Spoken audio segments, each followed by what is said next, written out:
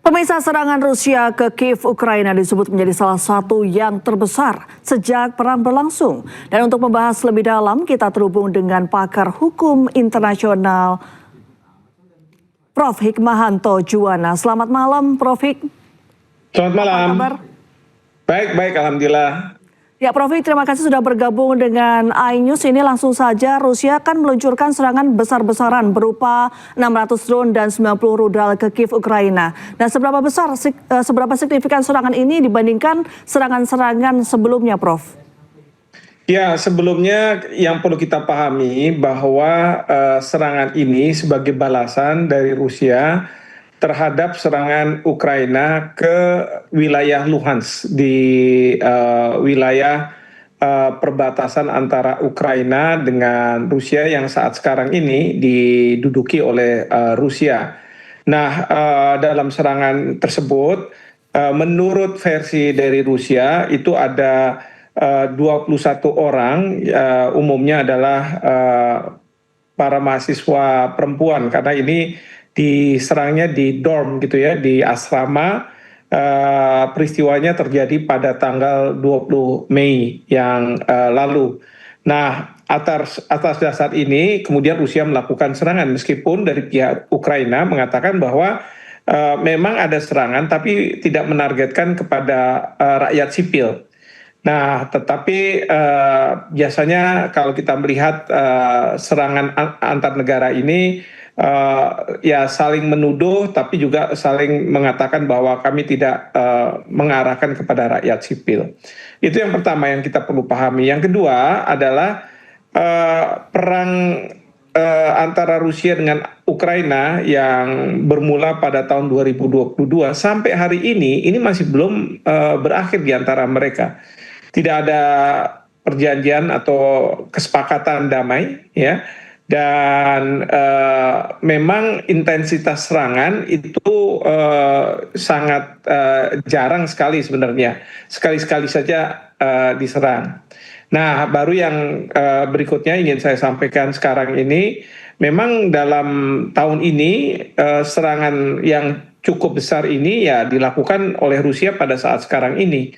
Ya, kalau misalnya kita bandingkan dengan serangan-serangan yang sebelumnya, memang kalau misalnya peristiwa perang di tahun 2022 memang sangat luar biasa lah serangan itu, baik dari Rusia maupun dari Ukraina ke Rusia dengan bantuan peralatan militer dari Amerika Serikat ketika itu dan masih Joe Biden, dan kemudian juga dari negara-negara Eropa, terutama dari Uni Eropa. Jadi Ukraina dapat bantuan untuk melakukan serangan ke Rusia, Rusia juga melakukan serangan yang besar. Nah, tapi ini kan sudah berarti hampir 4 tahun, dan tahun yang sekarang ini, mungkin yang sekarang inilah yang lumayan besar.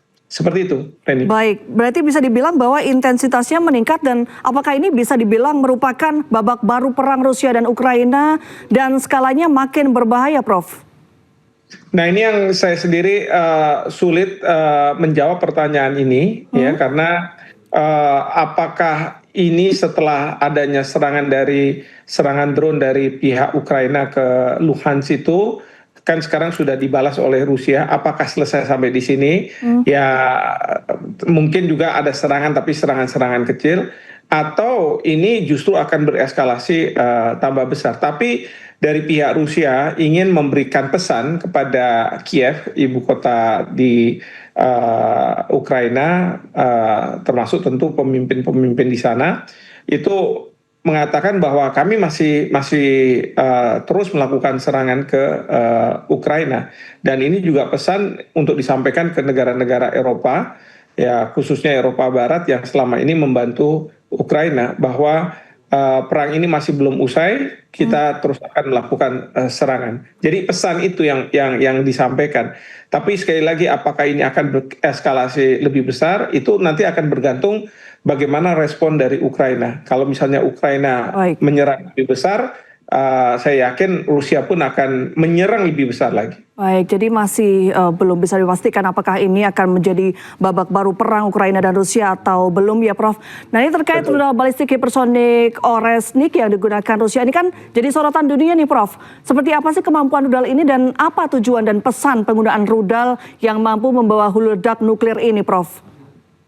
Ya, ini menunjukkan bahwa Rusia tidak segan-segan untuk melakukan serangan tanda kutip yang bermuatan nuklir, dan ini tentu mengkhawatirkan ya, karena kalau misalnya sudah nuklir yang berbicara, sebenarnya tidak hanya Ukraina saja yang akan terdampak, tetapi bisa juga wilayah-wilayah lain, dan ini tentu menjadi concern dari dunia, terlebih lagi saat sekarang ini adanya perang di Iran oleh Amerika Serikat. Suatu ketika juga Presiden Trump mengatakan bahwa beliau akan menghilangkan peradaban Iran. Itu orang bertanya apakah akan menggunakan hulu ledak nuklir ya di dalam menyerang Iran. Nah sekarang yang kita lihat adalah Rusia sudah mulai masuk ke ranah tersebut ya, walaupun kita tahu dampaknya masih tidak sedahsyat kalau misalnya perang nuklir itu memang benar-benar dilakukan seperti itu.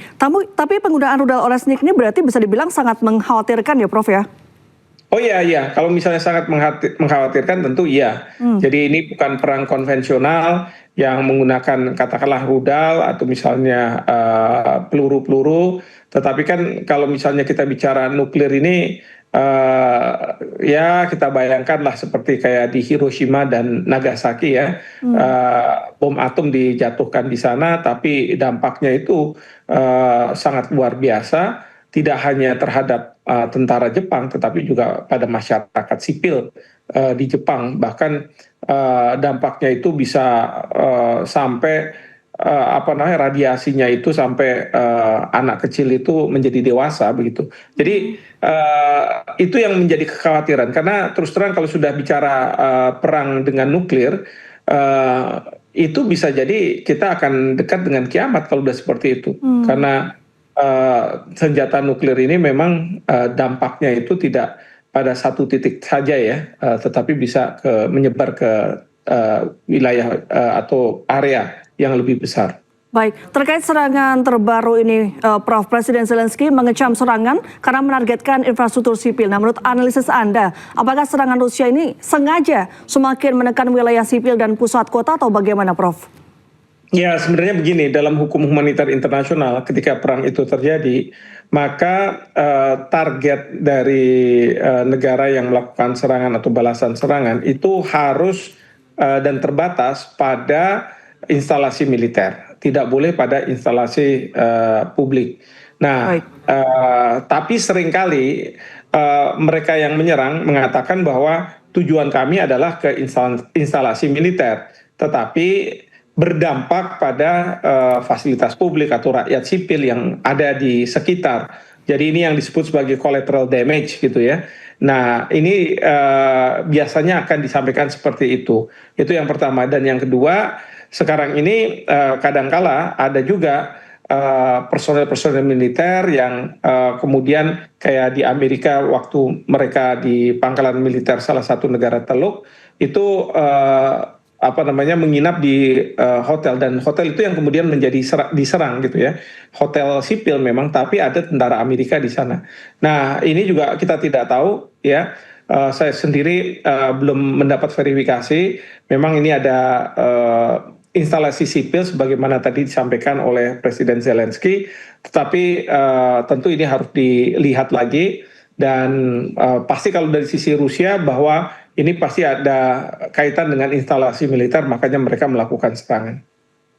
Baik Prof, seperti kita ketahui Ukraina ini kan gagal untuk menghadapi gelombang drone dan rudal dalam jumlah besar. Nah, seberapa kritis kondisi pertahanan udara Ukraina saat ini, Prof?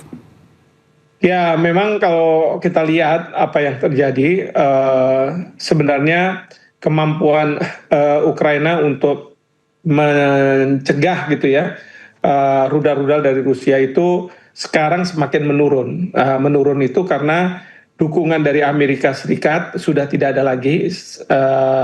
Presiden Trump sudah menghentikan, Dan yang kedua juga ada keterbatasan dukungan dari negara-negara Eropa terhadap Ukraina untuk menghadapi Rusia. Nah, oleh karena itu yang saya bisa perhatikan bahwa kemampuan dari pihak Ukraina untuk mencegah rudal-rudal Rusia masuk ke Ukraina itu semakin menurun begitu, seperti itu. Baik Prof, menurut Anda apa yang membuat perang Rusia dan Ukraina begitu berkepanjangan? Apakah ada keterlibatan Amerika Serikat dalam peperangan panjang ini? Ya, sebenarnya Amerika Serikat mencoba untuk mendamaikan antara Rusia dengan Ukraina ya, meskipun sampai hari ini belum terjadi.